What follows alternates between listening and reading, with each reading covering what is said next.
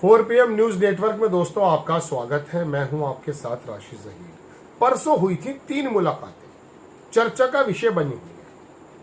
मुझे लगा मुझे भी अपना ज्ञान दे देना चाहिए। योगी आदित्यनाथ दिल्ली क्या गए और बैक टू बैक 3 मुलाकातें, प्रधानमंत्री जी से, अमित शाह जी से और नड्डा साहब से, एक साथ 3। जनवरी में हुई थी मेरे ख्याल से मुलाकात योगी आदित्यनाथ की, 6 महीने पहले या 7 महीने पहले हो सकता है, जब कुंभ का न्योता देने गए थे।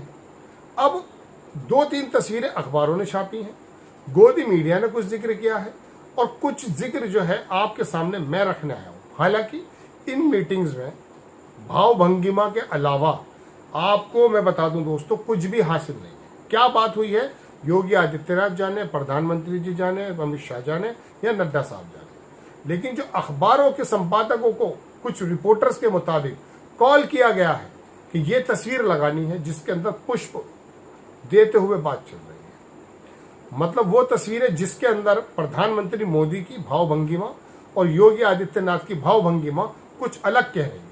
उनकी गोद में रखी हुई फाइल कुछ और बोल रही है। कोई गोदी मीडिया कह रहा कि ठाकुर और राजभरों के बीच में जो डिस्टेंस हुआ है इसमें बात हुई है।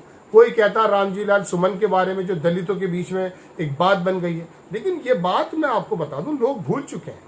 हाँ, दलित वोट नहीं दे रहा बिहार में, ऐसी रिपोर्ट्स आ रही हैं।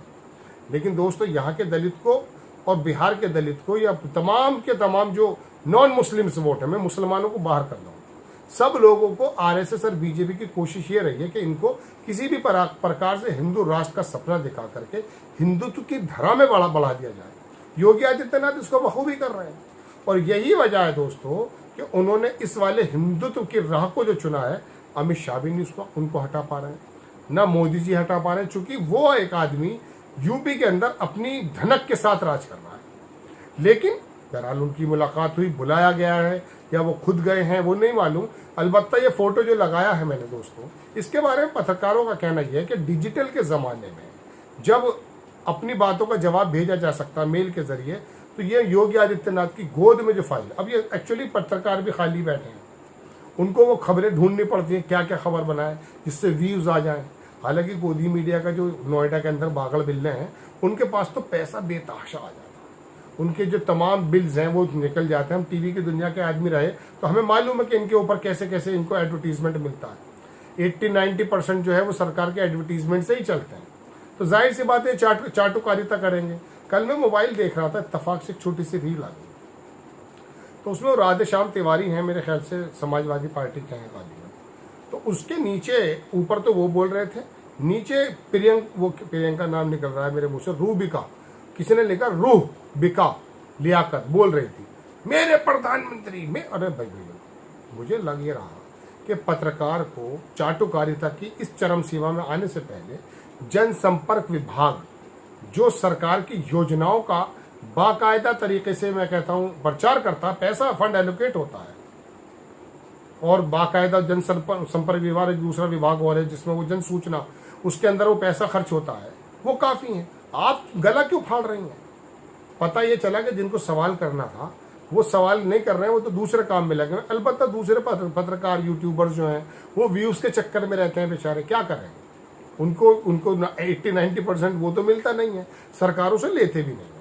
और कई लोगों को अगर प्रलोभन दिया गया तो वो गए भी नहीं है, लेकिन गए लोग बहुत सारे। खैर, तो मैं आपसे अर्ज ये करना आया था दोस्तों कि मोदी जी की ये मुलाकात किस बारे में है?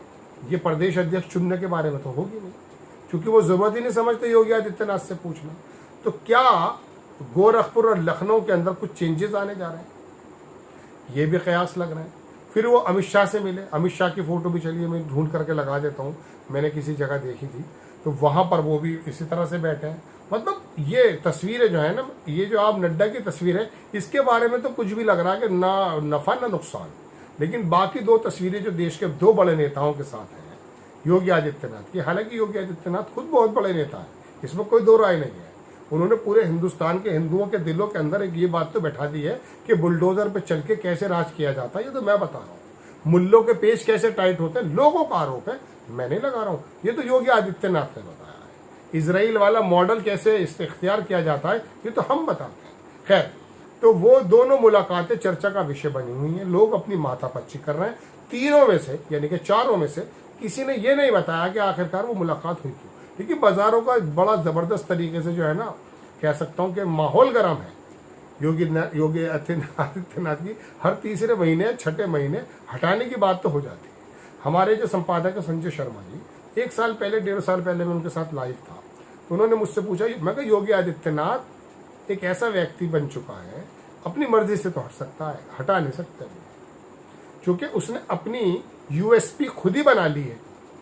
वो बात अलग है, वो 10% हो 15% हो, लेकिन समीकरण जो वो लेकर आ रहे हैं कि दलित नाराज आपके राज में कैसे, उनके साथ रामजी लाल सुमन वाला मामला हो या दूसरा मामला, ये क्या चल रहा है। हालांकि गोदी मीडिया ने सब कुछ खत्म कर दिया, कुछ और मुद्दे ले आए, लोग भूल गए, लेकिन बहरहाल केंद्र को तो एक्चुअली एक्सक्यूजेस चाहिए। लेकिन दोस्तों बात यह है कि ये तमाम के तमाम जो ऊहापोह पत्रकार कर रहे हैं या चर्चा बनी हुई है, क्या इस बात की चर्चा नहीं होनी चाहिए थी कि हमारे उत्तर प्रदेश की हालात इस वक्त क्या है, बिजनेस के हालात क्या है, नौकरियों के हालात क्या है।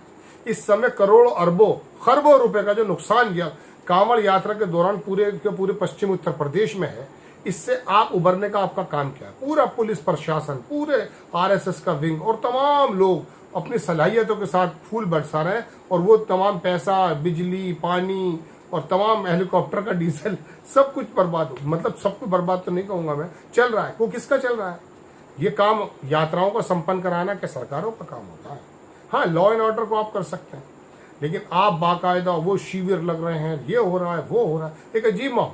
तो मुझे तो ये लगता है दोस्तों कि उत्तर प्रदेश में ना तो कोई बंदा पूछ रहा है कि आप ये बताइए योगी जी, मेरी आपने आमदनी बढ़ाने के लिए क्या काम किया, या आपको बदल करके दूसरा बंदा लाया जाए तब हमारी हालात सुधरेंगे। ऐसा सवाल ना तो कोई कर रहा है और ना किसी के मन में आया। हाँ, सवाल ये जरूर चल रहा है कि योगी आदित्यनाथ को हटाने की कोशिश की जा रही है। क्यों बुलाया गया? तीनों की मीटिंग, अरे भाई पार्टी के आदमी मिल गए होंगे। हाँ, सवाल उठते हैं, इसमें कोई दो राय नहीं, और खबर भी बनती है।